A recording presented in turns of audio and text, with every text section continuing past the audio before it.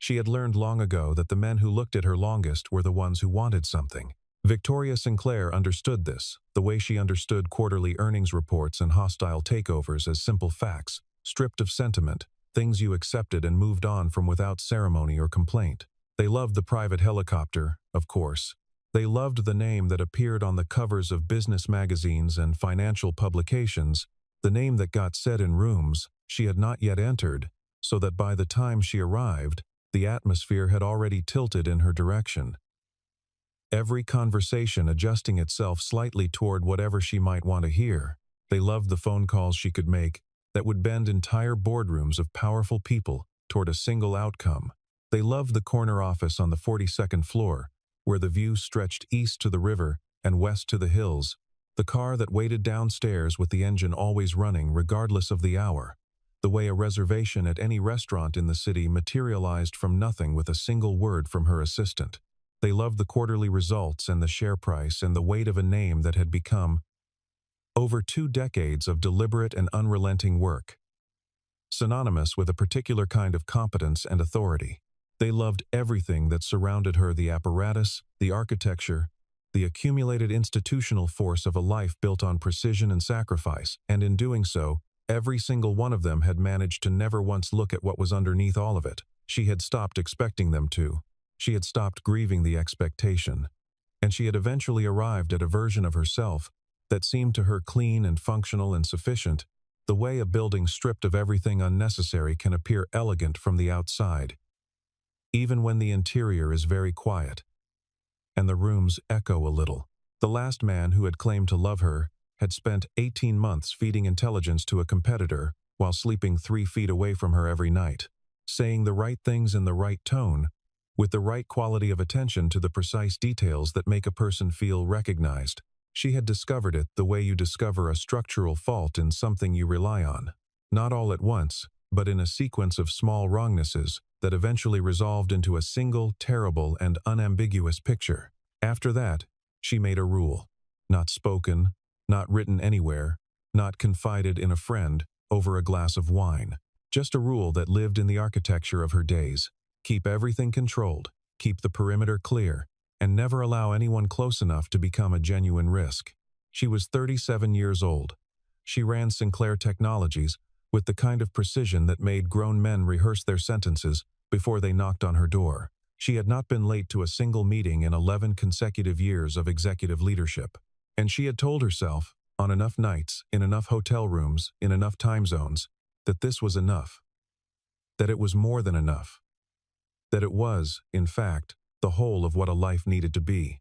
Ethan Harper was 38 years old, and he woke up every single morning to the sound of small feet crossing the hallway floor toward his bedroom, followed by the soft and deliberate creak of the door hinges, and a voice that managed to be, simultaneously, the most ordinary and the most essential sound in his daily universe. "Dad, you forgot to set the coffee maker timer again." His daughter Lily was 8 years old and possessed, in her mother's long tradition, the distinctive gift of stating facts, as if they were gentle corrections delivered without accusation, without drama, with only a faint and entirely loving impatience.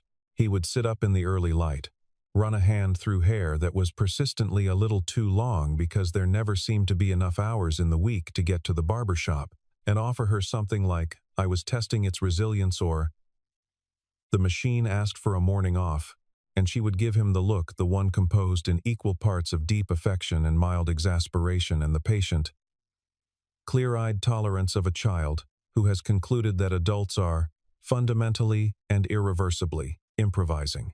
Then he would get up and make the coffee himself and stand in his kitchen in the particular morning light of a house that is small and slightly worn around the edges and full of things that carry meaning beyond their function. His wife Claire had been gone 4 years. The illness had moved with the brutal efficiency that those things sometimes choose, leaving behind a silence in the house that he had spent the better part of the first year genuinely not knowing how to inhabit. He had learned to fill it with the particular fullness that a child provides Lily's homework, spread across the kitchen table in the evenings, the sound of Saturday morning cartoons from the living room, the specific warmth that comes from a small person being fully present in a space.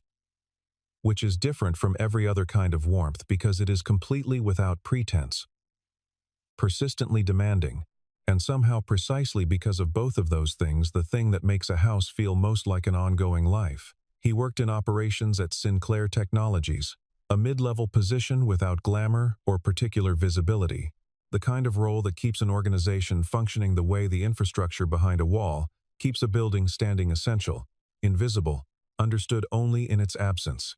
He drove a pickup truck with a dent on the left rear panel from a parking garage incident 2 years prior that he kept meaning to address and never quite got around to. He made pancakes on Sunday mornings from a recipe Claire had written on the back of a utility bill envelope that he kept in the kitchen drawer, alongside the takeout menus and the spare batteries and the birthday card from Lily's kindergarten class that he had never been able to throw away. He coached Lily's soccer team on weekend mornings, when the schedule allowed, and showed up to every parent-teacher conference and school event with the quiet, reliable consistency of a person who has decided that showing up without being asked is not a favor, but simply the minimum, and who tries each time to exceed it. He did not think of himself as unusual or admirable. He was a man who had learned, through the particular education of loss, what actually mattered, and who had made the practical and daily decision to spend his energy on those things and allow everything else to be what it was. The crisis that altered the trajectory of both their lives began on a Tuesday, which Ethan would think about afterward as an appropriately unglamorous starting point for something that would eventually unmake and rebuild everything he thought he understood about his own future. A cascading failure in the company's distribution network, the kind that originates with a single overlooked inconsistency in an outdated protocol and terminates with 3 regional offices unable to process orders for 11 days, had triggered an emergency session on the 38th Crassplex floor, a floor Ethan had never had occasion to visit before, in a conference room that smelled of expensive coffee and the particular anxiety of people who are managing their reputations upward in real time. The vice presidents and directors arranged around the long glass table performed the careful and well-practiced choreography of individuals working to avoid being identified as the point of failure for something that had clearly gone wrong at multiple levels and on multiple timelines. Names were mentioned. The passive voice was employed with impressive frequency and skill. Subordinates were referenced in language that would not technically constitute an accusation but would, in context, function precisely as one.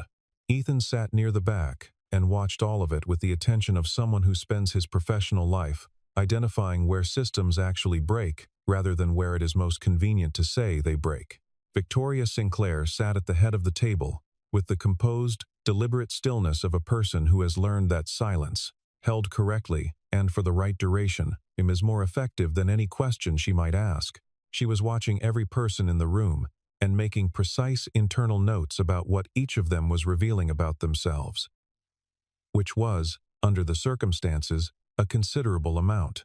When the 4th senior manager in a row had navigated carefully and skillfully to the conclusion that the fundamental cause of the failure resided with a mid-level coordinator named Davis, who had followed every written instruction available to him, Ethan set down his pen. He was aware, in the distant and not particularly alarming way that precedes a decision you've already made before you've consciously made it, that what he was about to do carried professional risk. He raised his hand. Victoria looked at him a brief, assessing, entirely non-committal look and gave him the floor. He said, without preamble or theater or any attempt to soften the implication, that the failure was systemic, that Davis had followed the protocol as written, precisely and correctly, and that the protocol itself was the problem. A document that had not been updated in 7 years and contained 3 directly contradictory instructions on interregional communication timelines that made it structurally impossible to execute correctly under the specific operational conditions of the previous fiscal quarter. He said this while looking at the head of the table, and he did not look away when he had finished saying it. The room held the quality of a space in which something unexpected has occurred, and no one has yet determined how to reassemble the prior atmosphere. Victoria said, "Leave a written assessment on my desk by end of day." She said nothing else on the subject, and he understood that this contained everything that needed to be said, and returned to his seat. She called him in the following morning, and he arrived without the tie he had planned on wearing, having misplaced it somewhere between the elevator lobby and the 38th floor, and decided, in the rapid calculus of the moment, that going back for it would create more disruption than arriving without it. He stood across from a desk that was as much an architectural statement as a piece of furniture, and answered her questions about the logistics analysis with directness and precision, disagreed with one of her preliminary conclusions, and laid out the basis for the disagreement in a single clean and organized paragraph. And when she asked whether he had anything further to add, he said, without any audible desire for recognition, just that Davis is genuinely skilled at his job and shouldn't carry any of this professionally. And then waited in the straightforward manner of someone with nothing left to add. She dismissed him. She sat for a moment after the door closed, turning her pen over in her hand, reviewing the exchange the way you review a conversation that has left you with an impression you cannot quite fit into any existing category. She was accustomed to being able to identify what a person wanted from her within the first minutes of any interaction. It was one of the skills she had cultivated earliest and deployed most consistently. And she was rarely wrong about it. He had wanted nothing from her that she could identify. She found, to her own mild surprise, that this did not make her suspicious. It made her curious, which was a different thing entirely. In the weeks that followed, she drew him into 2 internal review committees and a cross-departmental audit that required long days and occasional late working meals. He was identical in every setting. Direct, technically precise. Willing to tell her when she was approaching a problem from the wrong angle. And completely uninterested in managing how he appeared to her. He never once flattered a conclusion. He never positioned himself. One afternoon at approximately 1 o'clock, he appeared in her doorway and said, without any opening pleasantry, that she had not eaten, that it was 1 in the afternoon, and that there was a Thai place 2 blocks away with efficient delivery. She looked up from the document she was annotating. He delivered the information with the matter-of-fact efficiency of someone noticing that the printer needed paper practical, faintly impatient, not unkind. She ordered the food. She began, without announcing the fact to anyone, including herself, to eat lunch on a daily basis. The school fundraiser appeared on Victoria's calendar as a corporate obligation, a checkbox in the community engagement column of Sinclair Technologies' public responsibility ledger, and she arrived with the intention of being present for 45 minutes, making the appropriate gesture with the donation check her assistant had already arranged, and returning to the stack of documents that would still be on her desk when she got back. She found Ethan at a table near the gymnasium entrance with Lily, who was in the process of constructing something out of craft sticks and hot glue that had surpassed its original architectural intentions and was evolving toward a structure of genuine complexity. Lily looked up when Victoria stopped beside the table and assessed her with the frank, comprehensive, entirely uninhibited attention that children bring to the world before they learn the social conventions that moderate it. She said, without preamble, "You look really tired." Victoria stopped. Around her, the gymnasium contained the organized noise of a school event in full operation, children and parents, and volunteers and folding tables, covered in baked goods, and the general productive chaos of a community doing something together. But in that small exchange between herself and this child, something moved in her chest with the specific quality of a door opening onto a room she had sealed off and stopped thinking about. "I am a little," she said. It was the most unguarded sentence she had spoken to another person in longer than she could accurately place. And she said it to an 8-year-old she had known for 40 seconds, which seemed, in some way she could not immediately articulate, like exactly the right person to say it to. Lily received this information without surprise, processed it with the equanimity of someone for whom tired adults were a recognized category of the world, and held out one of the craft sticks. "You can help if you want. Dad keeps putting it on crooked." Ethan looked up from his side of the project with an expression that carried apology and something warmer alongside it, something she registered without attempting to categorize. She took the craft stick. She stayed for 2 full hours. On the drive home, she sat in the driveway for a while in the dark, not going in, not doing anything in particular, only sitting in the specific quiet of a car at the end of a day that had gone somewhere she had not anticipated. She thought about the castle they had built, which Lily had described as a structure for when science and magic are the same thing, and found that she did not want to analyze the thought, only to keep it. She let it sit, without turning it into a conclusion. She was not entirely sure when she had last done that. The evening the central thing happened was late in November, deep into the hours when the building had long since emptied of everyone except the kind of people who measure their commitment to their work in late light and quiet floors. They had finished the final section of the review they had been working through together, filed it, and Ethan had made coffee in the kitchen off the executive suite. He had located the machine several weeks earlier and used it without comment, which she found she did not mind, and they had settled at the far end of the conference table with the ease of two people who have spent enough time in each other's professional company that the formal structure has become something chosen rather than something required. The conversation moved through Lily and the book report that had become an extended philosophical debate about the moral status of pirates, through the particular humor that emerges between people who have worked through difficult things side by side, and then drifted, as late conversations sometimes do, toward the larger and quieter questions. He had been describing what he wanted for Lily's future, some version of a life he was building one ordinary and unremarkable day at a time, and she had heard in it a quality of faith she had been trying, on and off for years, to locate in herself and kept finding unavailable. She asked, partly as a way to redirect, and partly because she genuinely wanted to know and was not yet ready to acknowledge that she wanted to know. What kind of woman would you actually want to marry? After everything you've been through, I mean. She was composing the appropriate response to whatever answer he gave. Some warm and neutral acknowledgement that would keep the conversation comfortable and contained. She expected him to describe patience, warmth, someone who would make complexity feel simpler. He looked at her. He did not look away. Someone like you, he said. The room altered in the way rooms alter when something true is said in them that has been true for some time and has finally been said out loud, and which cannot now be unsaid or qualified or navigated around. She said his name, not as a question, not as the opening of a counter-argument, not as a protest. Just his name, placed carefully in the space between them, the way you place something you do not want to break. He said, not the company, or the title, or the building you're sitting in. I mean the way you carry every responsibility without once asking anyone to notice.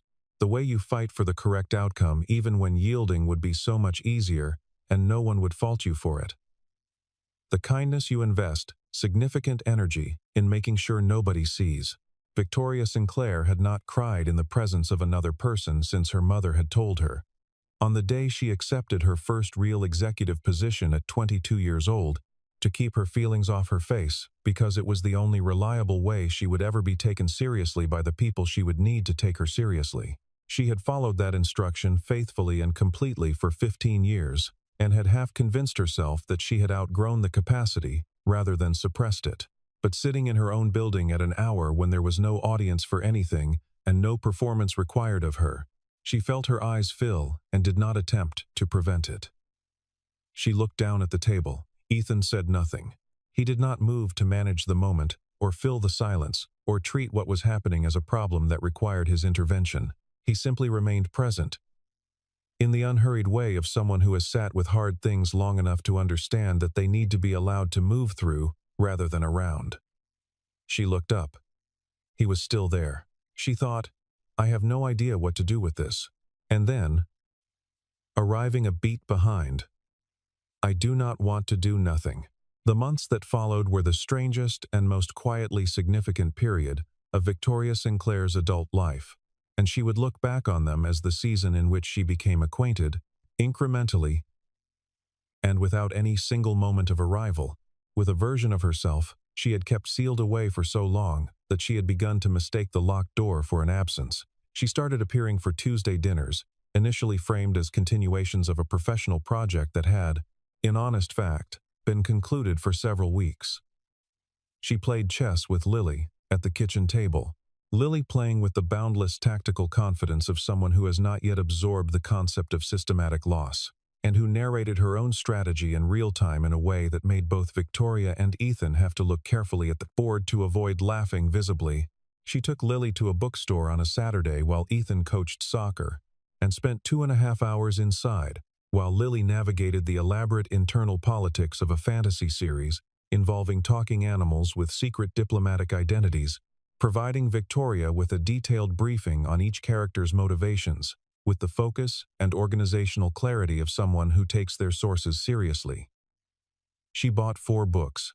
On the way back, Lily asked, unprompted and without any particular transition, whether Victoria hated children. Victoria said she did not, only that she had not spent much time around them. Lily said this seemed kind of sad. Victoria said it was a little. Lily nodded with the air of someone who has identified a problem and considers it now adequately registered, and returned to her book. Ethan, watching Victoria help Lily assemble the pages of a school project at the kitchen table that evening, her sleeves rolled past her wrists, a small streak of glue on the side of her right hand, entirely focused on what Lily was explaining, saw something he had been careful not to look for too directly. A person in the process of becoming. Slowly, and without any ceremony, more herself than she had been in a long time. He had loved Claire with the full and uncomplicated commitment of a person who had not yet learned how much a love can cost you. And that love had not diminished with her absence.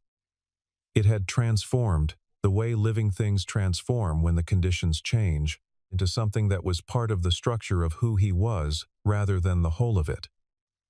He had been certain for years that the structure had no room for anything new. He discovered he had been wrong with the quiet, private astonishment of someone who finds something they forgot they had been carrying in a pocket they had stopped checking. The relationship between them did not announce itself. It did not arrive with fanfare or with the sudden dramatic clarity that stories sometimes promise, the single moment where 2 people look at each other and everything is decided. Instead, it accumulated, the way most real and lasting things accumulate, in a sequence of small moments that only appear significant in retrospect. When you are looking back and can trace the line between them, there was the Tuesday evening when Lily had a nightmare and came downstairs and found Victoria still at the kitchen table with a cup of tea, the 2 of them sitting together in the small warm light of the kitchen while Ethan made hot chocolate on the stove, and Victoria told Lily a true story about a time she had been afraid of something and what she had done about it, which was not the polished, strategic version of the story she told in interviews, but the actual one, with the parts that made her look uncertain left in. Lily had listened carefully, and then asked 3 follow-up questions, and then gone back to bed satisfied. And Victoria had sat for a moment afterward, in the particular warmth of having been trusted with a child's attention, and met it honestly. There was the afternoon. Ethan came to pick Lily up from a lesson and found Victoria in the parking lot 20 minutes early, having finished her own meeting nearby, and not quite been able to make herself drive away. He had sat in the passenger seat of her car, and they had talked for 40 minutes about nothing particularly significant. A book Lily had been reading, a problem in one of the company's supply chains, the question of whether the slightly crooked basketball hoop constituted character or an eyesore, a debate in which they both held their positions without resolving it. And when Lily finally came out and climbed into the back seat and asked what they had been talking about, Ethan said structural engineering and Victoria said philosophy, and Lily said those are the same thing and went back to her book. And neither of them mentioned it again, but both of them carried it. There was the Sunday morning when Ethan made the pancakes from the recipe on the envelope, and Victoria sat at the kitchen table with coffee and Lily's newest library book, and the morning had the quality of a morning that has been happening in that kitchen for a long time, familiar and unhurried. And no one commented on this, because it seemed both new and as though it had always been true. Victoria had looked at the envelope on the counter, the one with Claire's handwriting on it, and felt not the awkwardness she might have expected, but something quieter and more complicated. A kind of gratitude for the person she had never met, whose love had made the man sitting across from her who he was, and whose absence had left a space that she was not filling so much as stepping carefully into, with the specific respect you bring to something that has already been sacred. She had not said any of this out loud. She had not needed to. Ethan had looked at her across the kitchen table, with the expression of someone who understands that some things are communicated without words, and that this is not a limitation but a form of fluency, and she had understood that they were both in the same place, which was the only confirmation that mattered. What broke into the open came on a Thursday, which is, in the long tradition of bad timing, the worst possible day of the week for something like this, because Friday is close enough that the cruelty of the timing is its own additional weight. A gossip column, the kind of publication that packages inference as reporting and calls it industry intelligence, ran a piece sufficiently vague to be technically deniable and sufficiently specific that anyone within a 6-block radius of the company would have no difficulty identifying the subject.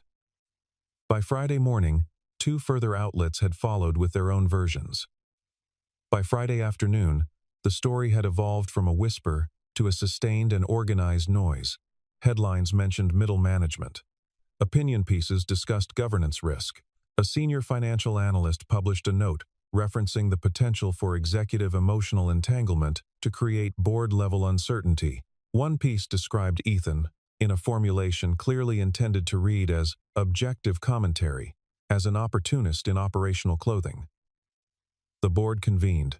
Ethan's colleagues began making small, careful adjustments to their proximity to him, the social recalibrations of people who are hedging against outcomes they cannot predict.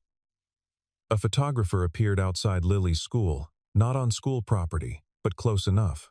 Lily saw him and asked her father. In the matter-of-fact tone she reserved for most observable facts about the world, why there was a man standing outside with a camera.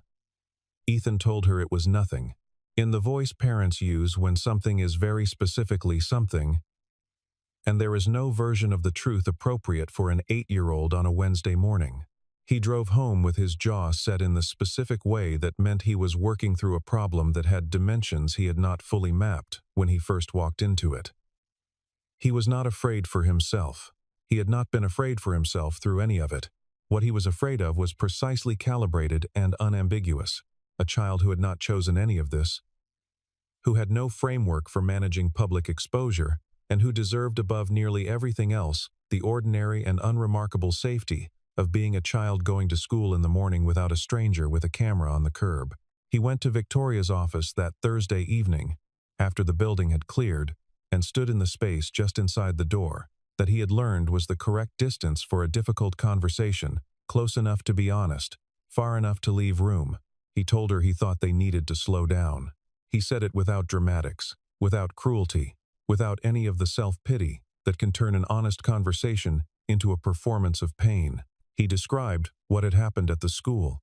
He said he was not afraid for himself, and he wanted her to understand that clearly. He said he was afraid for a child who was 8 years old and had no tools for understanding what was happening around her, and no choice about whether it happened. Victoria listened to every sentence with an expression he had not seen on her before, open in a way she was usually careful to prevent, the expression of a person confronting a loss that has not yet fully arrived, but is close enough to feel. She agreed with the logic of every sentence. She agreed, and the agreement hurt in a specific and unprecedented way, because to agree was also to acknowledge how much she did not want to, and acknowledging that would expose the precise size of something she had been allowing herself to feel without naming. He submitted his resignation the next morning.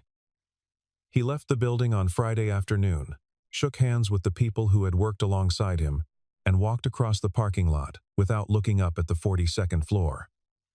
Victoria stood at her window. She was not sure what she was doing, only that she was doing it facing the parking lot.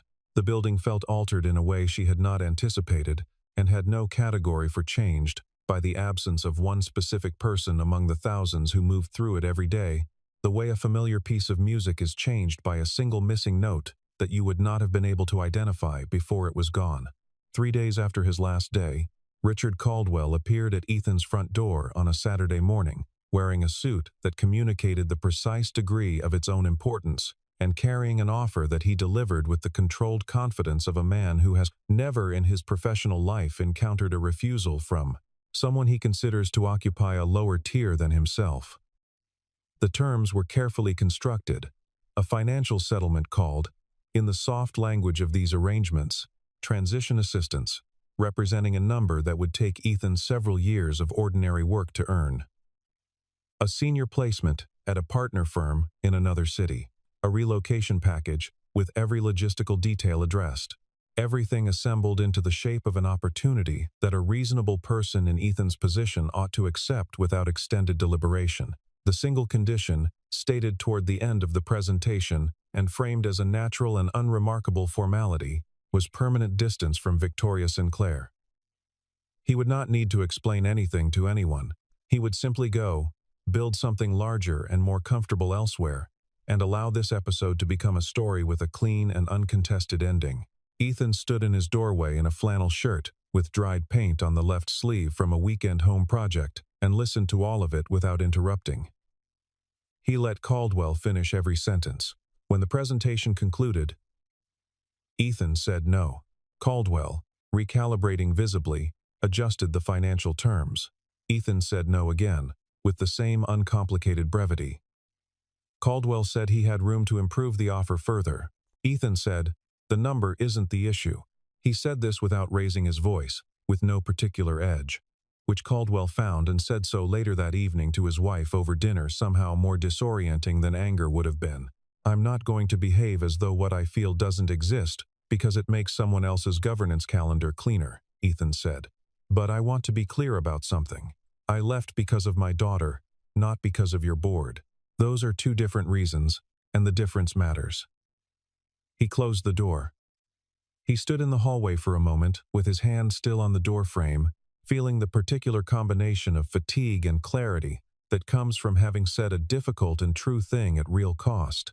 He could hear Lily in the kitchen, conducting a one-sided conversation with the toaster about its operational pace and lack of urgency, which was the kind of thing she did when she believed herself to be unobserved, and which, every single time, made him feel that despite all of it, the photographers and the headlines and the board members on his front step, his life was, at its foundation, entirely and irreducibly all right.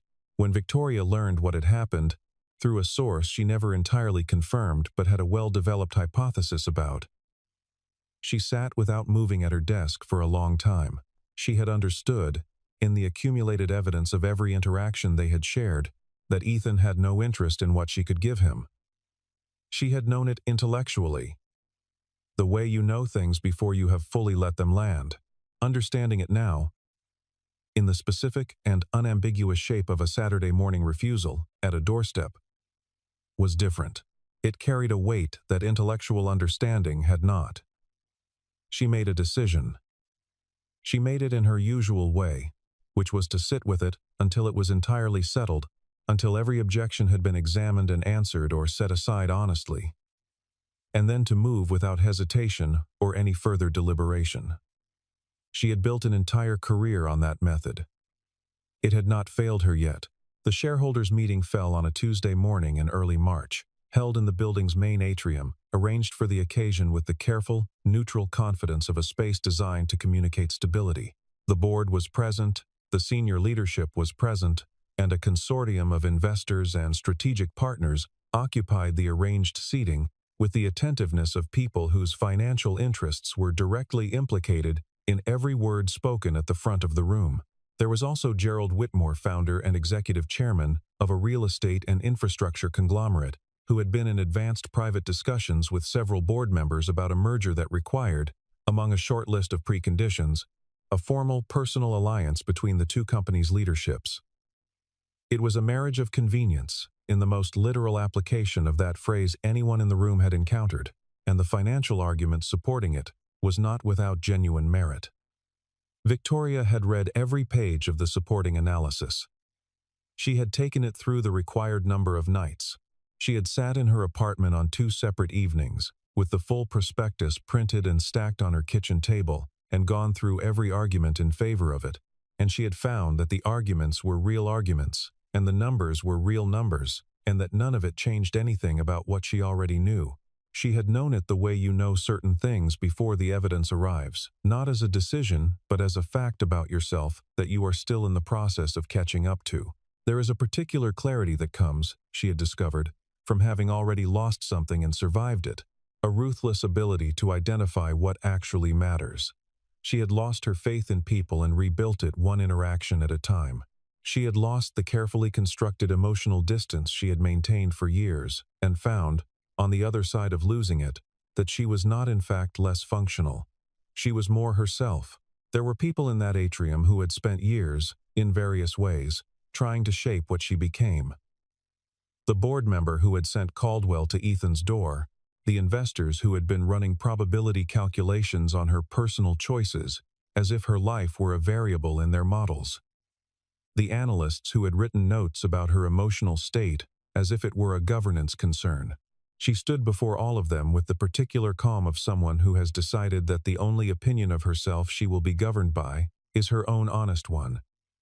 And she thanked the board for their patience and their counsel, and then she said the following, that the best decisions she had ever made for this organization had been made by refusing to treat long-term integrity as something that could be traded against short-term advantage. That the values on which she had built this company were not a matter of convenience, but of sustained and deliberate choice. That she intended to apply the same standard to the decisions she made about her own life.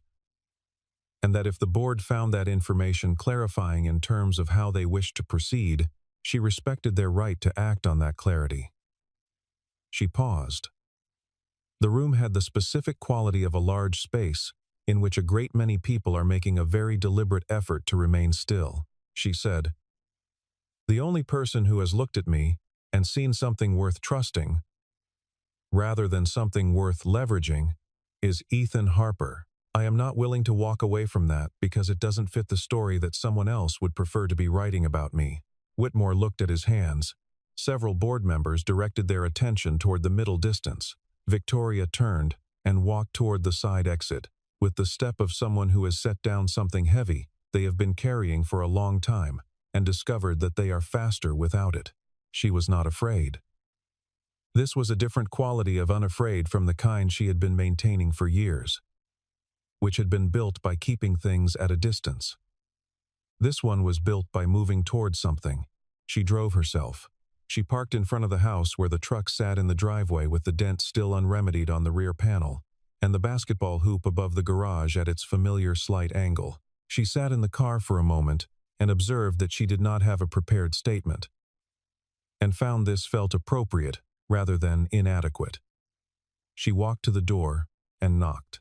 Ethan opened it and looked at her with the expression of a man who has learned to recognize inevitability when it appears on his front step, and she said, "I more or less told the board to manage their own affairs, and then I came here." He waited. She said, "I don't need someone to rescue me from being alone. I stopped needing that somewhere around the third Tuesday dinner, I think, without particularly noticing it. I want this you, specifically, not as a solution to anything, not as a rescue operation, just as the person I choose." He leaned against the doorframe with his hands in his pockets, in the posture she had learned he adopted when he was allowing himself to feel something rather than immediately processing it. He said, "Everything I said that night in the office, I meant every word of it." From somewhere in the interior of the house came the rapid percussion of small feet. And then Lily appeared at his shoulder, slightly out of breath, holding a book she had clearly put down mid-chapter, wearing the expression of someone who has been listening from the hallway and has determined that the conversation has reached the point where her presence is both appropriate and necessary. She regarded Victoria with clear, direct, unhurried attention. "Are you going to keep standing on the porch, or are you coming in this time?" Ethan said her name, in the tone that parents deploy when they want the word itself to function as a complete and self-sufficient sentence. Lily said, "What?" "It's a completely reasonable question." Victoria laughed, the kind of laugh that arrives without preparation and cannot be modulated, and said she would very much like to come in. Lily gave this a moment of genuine deliberation. "You can come on Wednesdays too, if you want," she offered, with the particular generosity of someone extending something of genuine personal value. "I have soccer practice, but you could watch from the bleachers. Dad says watching practice builds character." "I would love to," Victoria said. Lily accepted this with the air of someone who has reached a satisfactory arrangement, turned, and disappeared back down the hall. Ethan opened the door all the way. Victoria stepped inside, into the smell of something on the stove, and the sound of a television from the back room, and the warmth of a house where someone tends carefully to the small things, and felt something open in her chest that she had no adequate word for.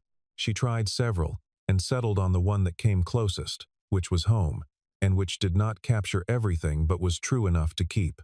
6 months later, on a Saturday in September, in the backyard of that same house, the same slightly tilted basketball hoop, the same truck with the unrepaired dent on the rear panel, the same kitchen drawer where the pancake recipe on the envelope lived alongside the takeout menus and the spare batteries, Victoria Sinclair and Ethan Harper were married. 41 people attended. There was no press release, no event coordinator with a clipboard, no catering company with color-coordinated linen and architectural appetizers. There was a string quartet that Lily had personally selected because she had been reading a novel in which string quartets appeared at significant emotional junctures, and had determined, with the complete authority of someone who has read extensively on the subject and feels confident in her conclusions, that this occasion qualified. There were tables under the oak trees with flowers that Lily had arranged the previous afternoon, with Ethan's sister helping to reach the taller vases, an activity that had produced centerpieces containing approximately twice the volume of flowers of any conventional arrangement, a fact that every person in attendance agreed was not a problem to be corrected, but a decision to be celebrated. The yard had been transformed not into something glamorous but into something better than glamorous, into something that looked like the best possible version of itself, which is what happens when the people who love a place prepare it carefully and without trying to make it into something it is not. Ethan's sister read a piece she had written herself the previous week, at her kitchen table, with her own coffee, crying twice during the writing and once during the reading, which she had planned for and managed with the composure of someone who had prepared for exactly this. Victoria's closest friend from college gave a toast that was 3 sentences long, said everything it needed to say, and left the room to do the rest of the work, which it did. Lily walked her designated path through the gathered guests with the flower basket held in both hands, her face set with the gravity and precision of someone who has been entrusted with a role of consequence and intends to discharge it with complete seriousness, because she had been entrusted with exactly that, and she intended to discharge it with exactly that. Several guests would say afterward that the moment Lily walked down that path was the moment the whole afternoon became completely real to them, a piece of information that everyone who knew Lily agreed should be delivered to her directly when she was slightly older and could appreciate its full weight. Victoria walked toward the front of the gathered space, and the man standing there in a dark suit, with the sleeves that were not quite perfect, and the expression that was completely and simply open, not managed, not performed, not calibrated for any audience, just a person being entirely and exactly where he was, and she thought about the question she had asked one November evening as a way of testing whether she was safe, and the answer that had dismantled the test by refusing to be any answer she had ever prepared herself for. She thought about all the years of walls called wisdom, all the precise architecture of a life made safe through isolation, all the enormous effort she had invested in being a person who did not need anything that could be taken away. She thought about a man who had been unimpressed by the walls, had never tried to tear them down or scale them, had only been present on the other side of them, unhurried and real. For as long as it took, she reached him. He took her hand. She leaned close enough that the words belonged only to him and said, "Thank you for seeing the real me." He smiled, not the public smile, not the managed smile, but the quiet one she had learned to recognize as the one that meant he was not performing anything, and said, "I saw it from the beginning. I was just waiting for you to believe it too." In the evening, when the ceremony had become a party, and the party had softened into the particular, irreplaceable warmth of people who genuinely like each other eating and talking under lights that Lily had insisted be strung through the trees because she had decided she wanted the whole yard to feel like being inside a night sky, the 3 of them stood together for a quiet moment at the edge of the grass, apart from the conversations and the music and the comfortable noise of a party that is going exactly as it should, Victoria's hand in Ethan's. Lily between them, still holding the flower basket, because she had decided she was not done with it and no one had offered a compelling argument for why she should be. Not a headline, not a transaction, not a story anyone had written in advance or would have thought to predict. Just 3 people who had found each other in the specific and ordinary way that turns out to matter most by paying attention, by saying true things, by showing up without being asked, and by being willing, each in their own time, and their own particular way, to stay. The most valuable things in a life are rarely the ones pursued with strategy and force and the full power of everything you have assembled. They are the ones that arrived quietly, in the middle hours of an ordinary day, in the shape of a person who looked at all of you, the power and the fear and the loneliness you had dressed so carefully as independence, and said, without any calculation or agenda at all, I see you. And the bravest thing you ever did was look back and say, I know,